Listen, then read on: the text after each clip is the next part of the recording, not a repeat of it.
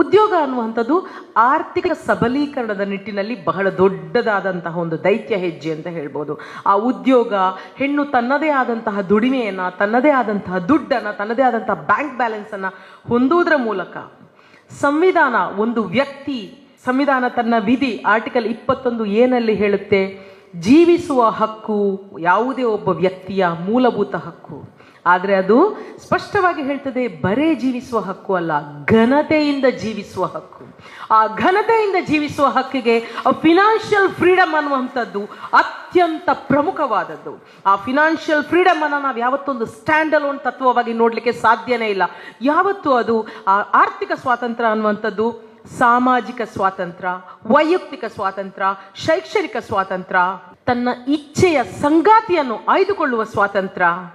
ನಿನಗೆ ಬೇಕಿದ್ರೆ ನಾನು ಹೇಳಿದಂಗೆ ಕೇಳುವುದಾದ್ರೆ ಮಾತ್ರ ಈ ಮನೆಯಲ್ಲಿ ಇರಬಹುದು, ಇಲ್ಲಾಂದ್ರೆ ನೀನು ಹೊರಗೆ ನಡಿಬಹುದು ಅನ್ನುವಂಥ